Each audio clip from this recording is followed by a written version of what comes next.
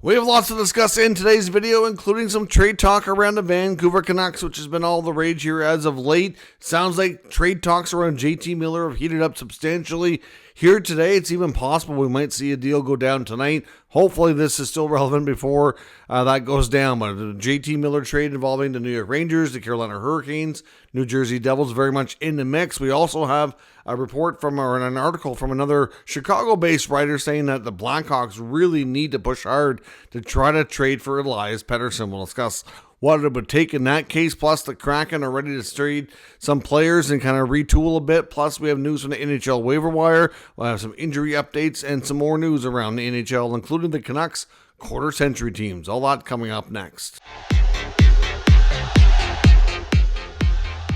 So welcome back to another video here at Top Shelf Hockey. As I mentioned, it's been a crazy day of news. We could have a JT Miller trade here just about any time. It's hard to say. I think it's a matter of when, not if at this point, and it could go down tonight, but no guarantees, of course. We'll start first with news from the NHL waiver wire. Calgary Flames forward Walker Duehr is on waivers, so we'll find out tomorrow if he's been claimed or if he'll have a chance to be reassigned and remain with the Flames organization. He's been up and down with the Flames over last year and this year as well. So certainly trying to stick in the NHL and kind of having some struggles to do so. Some injury updates and some other roster moves here. The Anaheim Ducks today confirmed that Brock McGinn required ACL surgery, and he's looking at at least a 7, if not 9-month recovery. So he's definitely not going to play this year, and he's going to miss a big chunk of next year too. So obviously it's a type of injury that can be career threatening for sure. It's a major thing. So hopefully everything is good recovery for McGinn, and be a while before we see him back on the ice. Also in Anaheim, centerman Isaac Lundeström is also considered out day to day. The Boston Bruins today placed Mark Kastelik on injury reserve while also recalling Patrick Brown and Max Jones. The New York Islanders also got bad news on Noah Dobson. Of course, he had a bad injury against the Columbus Blue Jackets last night. We don't have a exact timeline right now. They're listing him as out indefinitely. But after getting involved with Cole Sillinger, his leg just took a really awkward bend, and just legs are not meant to bend that way. Didn't look good at all. And it sounds like it's going to be out a longer-term injury. So we don't have more details than that right now, but the Islanders are already struggling. They're already pretty low in the standings, and it sounds like they're going to be without their top defenseman for a potential extended period of time. We also got news today out of the Ottawa Senators organization that rugged forward Zach McEwen is taking a leave of absence from the NHL, from the Senators, for personal reasons. That's all it was originally announced by the team. However, Zach McEwen himself did put out a post on his social media shortly after the announcement came, and kind of gave a little bit more details, elaborated a bit of what was going on. And he just said basically that those who know him and are close to him know that he's really been struggling since he lost his father, since his dad passed away, and that he's going to take the necessary steps to kind of heal and look to deal with that. So obviously, losing a parent, loved one that's really close to you can be quite traumatic and tough on people to deal with. And McEwen, obviously, who's been struggling with that, is going to take some time that he needs to recover. So obviously, we wish him the best. Hopefully he's not gone too long, but at the same time, you want him to take all the time that he needs. Obviously, in Ottawa, he's been in and out of their NHL lineup, spent a little bit of time in the minor leagues as well, which is where he was at the time of this leave of absence. So wishing Zach McEwen the best, and hope we see him back in the NHL in the not too distant future. We also got word today the NHL announced the quarter-century teams for the Vancouver Canucks. And of course, the Canucks are the hot topic around the NHL right now, around some potential trade stuff here.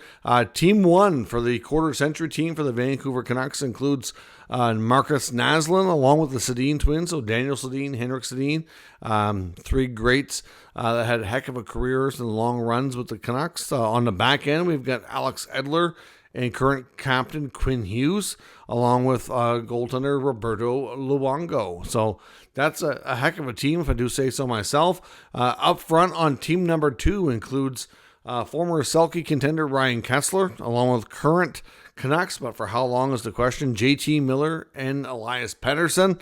On the back end, we've got Matthias Olin and Kevin Bieksa. And between the pipes, we've got Thatcher Demko. So certainly lots of big names there for sure that have had long, successful runs with the Vancouver Canucks. And like I said, it's interesting that we got Miller and Pettersson both on the same team here. Will they be for much longer? That is the big question, which we'll get into in here in just a minute. Before we get into the Canucks stuff, though, the Seattle Kraken, according to latest reports, are a team to watch here in the trade section of the NHL in the next little bit. Of course, they've been slowly kind of falling out of the race here, and they are intending to listen on several players and looking to kind of retool this team for the future, moving on for next year and beyond. Number of players that could be available. Look to a guy like Brandon Tanev, who's on an expiring contract. You've got I've heard names like Bjorkstrand and Burakovsky. They definitely don't want to get rid of any of their younger talents for sure. Anybody who's signed longer term that's been producing. I think they would listen on Philip Grubauer as well. I think Joey Dufour has been the better goalie. He signed a long-term extension this past summer, which to me kind of signifies the idea of moving on and trying to get Grubauer off the books. But we'll see. They have several players there that could be additions and welcome additions of that to other franchises getting ready for a playoff run. So we will see. They'll be an interesting team to watch. Now, when it comes to Vancouver, before we get into Miller, I've seen the latest article from Chicago beat writer Mark Lazarus of The Athletic saying that essentially that the Blackhawks need to trade for Elias Pettersson. He describes Elias Pettersson as being the absolute perfect match and complement to Connor Bedard, and that they absolutely need this type of player to take things to the next step and to really elevate Bedard's game and to create a dynamic duo here. Essentially, we know Bedard has been really struggling with the losing, his body language and his reactions. Just you can tell, he's not having a fun time. At the same time, I'm sure he understands as part of the business is, going through some pain with teams before they have a chance to really get good here. But we had heard speculation, I want to say it was like last year sometime. I remember saying that if Elias Pettersson, before he signed his long-term extension in Vancouver and before William Nylander signed his long-term extension with the Maple Leafs, that there was a possibility that they were considering both Chicago as a potential destination that they would like to go to if things didn't work out for them in their current teams and current cities, and that if they both ended up there, maybe we'd see them team up in Chicago. Of course, I'm not sure, I don't remember the source on that, but I just remember saying that it seemed a little far-fetched, but a crazy idea. And like I said, the idea of wanting to play with Connor Bedard wasn't a crazy thought. I think just having a player of that significance and first overall pick with all that talent, a lot of older players that have opportunities to move around would love a chance to play with a guy like that. So not shocking nor surprising that you'd hear that type of thing. Obviously, both Nylander was the first one to sign his contract. Pettersson signed as well now. It's been a little while, but we still don't know. Are the Vancouver Canucks only going to trade JT Miller? It seems like a Miller trade, which we're going to get into here shortly, is pretty close to being imminent. But, Pettersson, we know, wants to stay. It sounds like the Canucks are going to go that route. But, will they consider it? I don't know. I mean, Lazarus considers that they should dip into some of their top prospects. He suggests guys like Nazar and Korchinski, maybe a first-round pick, to try to dangle something like that to see if the Canucks would bite. I mean, right now, Vancouver is in win now mode, which is what, if you kind of want to segue into the Miller stuff, essentially, with all these potential moves, Vancouver had a really good year last year, won the division, went to the second round of the playoffs. In my opinion, they were major overachievers, and I thought they were going to have a very difficult time duplicating that this year, which we've seen to be the case. However, with all that said, they don't want to move these guys and give up what they've got going on. They want to continue to remain in the win now mode, in the playoff contention, division winner contention. They want to be in that mix because they feel like they should be able to be and deserve to be. So they don't want to take a big step backwards, essentially, which I don't blame them. The only thing here is by trading Miller and or Pettersson or both, because I know we've heard for weeks that both players were being not really shopped, but they're taking calls on both and, entertaining the possibility of trading one or both of them. Obviously for very different reasons. I think with Pettersson, the reason you move him is before his trade protection kicks in. If you're not convinced that you can win with this guy, he needs to be your number one center. He needs to be your points leader. He needs to take on a lot more than what he's been since he signed his extension. He really hasn't lived up to the hype at all. He's been a good player, but not greatness, not for the money and the term and everything they invested in him. It just hasn't been there. Now, I think my concern if I'm Vancouver is what if you move Miller and that guy doesn't come back? Because really, if that's the issue, is all the stress and anxiety about everything going on with JT Miller. And, they've played, we've seen Pettersson play his best hockey while Miller's been there too. So it's kind of confusing. You don't really know how it's affecting them and really how this can all kind of work out here. But, any kind of deal for Pettersson, if they're going to entertain it, to me, it's going to have to be a top young centerman that they feel they can maybe have a better chance to win with. I just don't see them taking on a future-based package for that. Now, so as much as it's a, for Blackhawk fans and some of these other rebuilding teams, a bit of a fairy tale or whatever you want to call it to get them to your team, I don't see it being something they can do. I just don't think it's feasible. Now, with JT Miller, it sounds like the Canucks and the Rangers are very much back at the table. Now, as I record this video, the Rangers and Senators game is just getting underway. As of the time when they were doing their warm-ups a few minutes ago, there was nobody out of the ordinary that was not out there for the Rangers. I know this information started popping up on social media within about an hour or two before the game. We haven't seen any of the big, it's been mostly well-connected people talking on Twitter, but not the biggest, most connected guys like Elliott or, Cervalli or any of those guys. So, I think they're probably still trying to piece this together, but we've heard some well-connected people saying that the Rangers and the Canucks are very much back at the table. They're continuing to talk and that they might be getting closer to getting something done. But like I said, we thought maybe we'd see some players pulled out for production. That didn't happen. We'll see how things go. But certainly Carolina is very much in the mix. New Jersey, according to Pierre LeBrun, has been a late entrant to the game, but somebody who's made some headway. I don't think the insiders want to completely rule out the possibility of the Dallas Stars.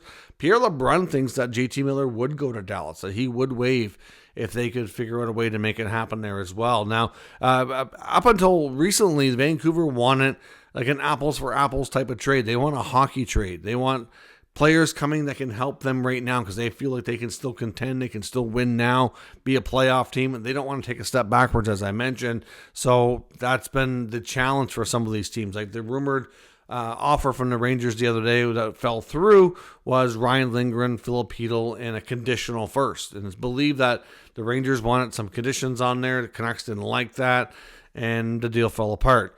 Now they're obviously trying again here, a different angle, see what they can come up with. But at the end of the day, the Rangers, really like this guy and they want to bring him back. And it sounds like Miller would be happy to go there if they can work it out. Now in New Jersey, they are a different scenario. They would have to move some money out because of their cap situation, but it seems like they'd be more interested in at least part of the package being future-based. Now, like I said, as of like maybe a week ago or even 3 or 4 days ago, it's something the Canucks didn't have a lot of interest in that, but that seems to have changed. According to insiders now, they're saying that the Canucks are willing to entertain some futures being part of the package. So we know that the Devils, for example, have some interesting prospects, whether it be Seamus Casey, Nemec, his name has been out there as being an unhappy player, which I know Devils fans keep telling me they're not going to move him. But I'm like, well, show me where he's going to get a regular roster spot, and maybe I'll believe you. But I see more likely a trade scenario. You've got, somebody off the roster would have to be included. Would it be Dawson Mercer? Would it be somebody else? I'm not sure. You've got some prospects, first rounders, like other things could be in play there. Something along those lines would be what New Jersey would be trying to sell to the Canucks for a trade. In Carolina, it's probably going to be the Kotkaniemi contract. Likely it would have to be included. A top prospect, a first-round pick, something along those lines. So it's a combination of players off the roster and futures, if they can make it work. So again, that's kind of tough. Now, some people think that Carolina won't be a great fit, but I think JT Miller myself would be a really much a Rod Brind'Amour type of player.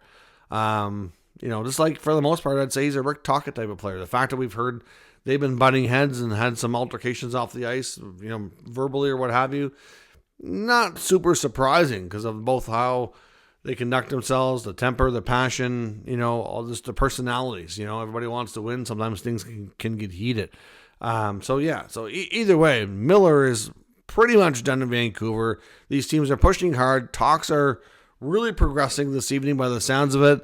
And like I said, it wouldn't be shocking if I hit the record button here to stop the video in a minute and find out the trade's been done, or in the next couple of hours before this hits YouTube, I got to scrap it or drastically alter this video because the deal's been done. It's hard to say, but as of the Ranger game starting, there was nothing really out of the ordinary going on there, but they're very much believed to be in the mix here. Chris Drury really wants this player, and we'll see how aggressive he's willing to get to make it happen. So will we see a JT Miller trade as early as this evening? Time will tell. Let me know your thoughts on what it should look like. Where should he go? When it comes to the Blackhawks, do they have any chance of getting Elias Pettersson? I don't think they do. I don't completely disagree with Lazarus that he'd be the perfect player to play with Bedard and that maybe he would be a great fit, but I don't see it happening. So let me know what you think on both of those ideas down in the comments. We'll discuss further. If you're new to the channel, of course, make sure you subscribe and stick around.